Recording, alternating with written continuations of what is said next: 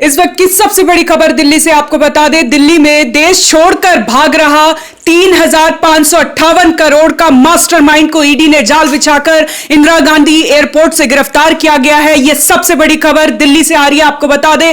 ज्यादा जानकारी के लिए हमारे साथ जुड़े editor in chief Neeraj Sharma. Neeraj Sharma, क्या कुछ ज्यादा जानकारी आपके पास? देखिए, इस मामले में ईडी ने बड़ी कार्रवाई की है और कल जो है इस पूरा घटनाक्रम हुआ था। कल ही इंदिरा गांधी अंतर्राष्ट्रीय एयरपोर्ट पर सुखविंदर खरूर और डिंपल खरूर, ये दो ऐसे आरोपी हैं जिनको गिरफ्तार किया गया है और दोनों को बाद में जालंधर कोर्ट में पेश किया गया, जिसके बाद ईडी की हिरासत में भेजा गया है। सुखविंदर खरूर को 10 दिनों की ईडी हिरासत में भेजा गया है, वहीं डिंपल खरूर को 5 दिनों की ईडी हिरासत में दी गई है। अब इस बात को समझना बहुत ज़रूरी है कि ये लोग हैं कौन। बेसिकली ये लोग नोएडा में ही एक कंपनी चलाते थे, व्यू नाउ के नाम से। व्यू नाउ कंपनी क्या करती थी? झूठा सेल डीड बनाती थी, लीज तैयार करती थी और निवेशकों को ठगती थी। इसी क्रम में इन्होंने करीब 3,500 करोड़ रुपए की ठगी की है।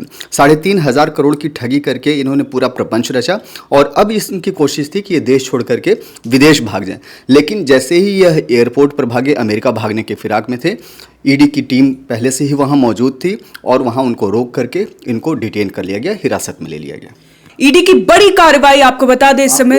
इसमें एक बात और आपको बता दें कि ये मामला कोई आज का नहीं है, ये पिछले 1.5 साल पुराना मामला है। इसमें नोएडा में ही एफआईआर दर्ज की गई थी बीएनएस की अलग अलग धाराओं में। उस वक्त आईपीसी था, तो आईपीसी के अलग अलग धाराओं में इन पर मुकदमा दर्ज किया गया था और उन मुकदमों की वजह से ही इनको पकड़ा गया था। इन पर सबसे जो बड़ा आरोप है कि लोगों से पैसों की ठगी करना, झूठे कंपनी बनाना, उन कंपनियों के नाम पर पैसों की ठगी करना और फिर अलग अलग कंपनियों में उन पैसों को भेजना।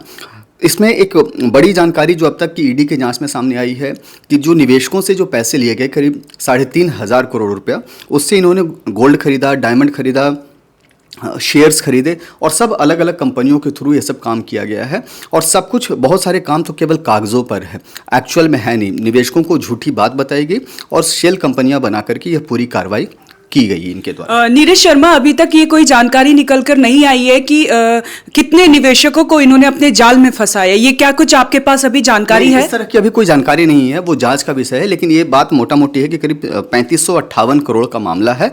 इतने रुपये इन्होंने बाजार से निकाले और उन सारे रुपयों को ये लेकर के अंडरग्राउंड होना चाह रहे थे, देश से भागने की कोशिश में थे। लेकिन ऐन मौके पर इनको पकड़ लिया गया और फिलहाल इनको अब ईडी की हिरासत में है। अब पूछताछ में ही सुखविंदर खरूर और डिंपल खरूर, दो ऐसे शख्स हैं जिनसे पूछताछ हो रही है।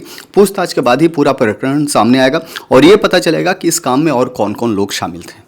जी, बहुत बहुत धन्यवाद नीरज जी आपका। ये थी पूरी जानकारी। दिल्ली में ईडी की ये बड़ी कार्रवाई, बड़े घोटालेबाज को ईडी ने अपनी हिरासत में लिया है। ज्यादा जानकारी के लिए आप जुड़े रहे हमारे साथ और देखते रहे one nation one group news.